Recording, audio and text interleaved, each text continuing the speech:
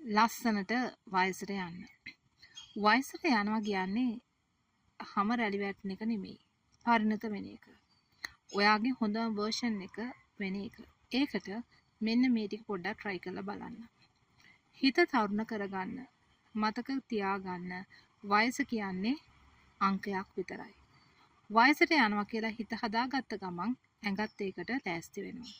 එහෙම නැත්නම් මම දැන් වයසයි කියන සිතුවිල්ල තමයි ඔයාට ලොකුම හතුරා වෙන්නේ. ඒ නිසා අලුත් දෙයක් ඉගෙන ගන්න, සින්දුවක් අහන්න, නටන්න, කුතුහලය තියාගන්න. මොලේ ඇක්ටිව් නම් මූණටත් එළියක් එනවා. ඒ වගේම ඇඟට ආදරය කරන්න පටන් ගන්න. මතක තියාගන්න අවුරුදු 30න් පස්සේ ඇඟ නිකම්ම ලස්සනට තියාගන්න අමාරුයි. පොඩ්ඩක් මහන්සි වෙන්න ඕනේ. හොඳ නිින්දක් ගන්න. ඒ වගේම හොඳට වතුර බොන්න. ව්‍යායාම කරන්න. ඒ වගේම සෞඛ්‍ය සම්පන්න ආහාර රටාවකට හුරු වෙන්න. ඊට අමතරව තෙල් කෑම, සීනි ඒව පොඩ්ඩක් පාලනය කරන්න. මේවා තරුණ වෙන්න නෙමෙයි, නිරෝගීව වයසට යන්න කරන දේවල්. ඒ වගේම හිතේ බර අඩු කර ගන්න. රැලි වැටෙන්නේ hina වෙනකොට විතරක්. අමනාපකම්, තරහව, පසුතැවීම් තියාගෙන ඉන්නකොට ඒවා මූණේ ඇදෙනවා. නලේ රැලි ගහිනවා. ඒ නිසා hina වෙන්න. hina වෙන්න හේතුවක් හොයාගන්න. ළමෙක් එක්ක සෙල්ලම් කරන්න. කොමඩි මූවි එකක් බලන්න.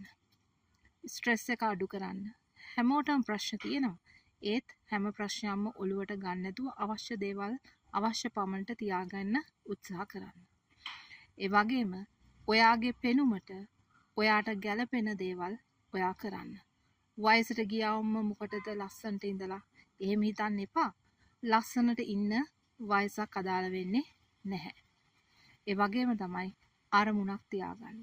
රස්සාවෙන් විශ්‍රාම ගියාට පස්සේ ජීවිතෙන් විශ්‍රාම ගන්න එපා.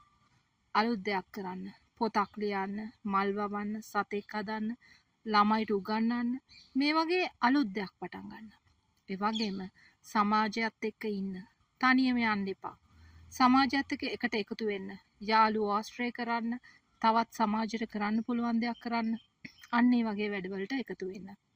ඊටත් අමතරව ලිංගිකත්වය හා සමීපභාවය අතාරින්න එපා. මොකටද ජීවිතේට අනිවාර්යයෙන්ම ලිංගිකත්වයක් අවශ්‍යයි. ඒ වගේම ස්වභාව සෞන්දර්ය සමගත් එකතු වෙන්න. මෙන්න මේ දේවල් ටික කරලා බලන්න ජීවිතය ඇත්තටම ලස්සනයි.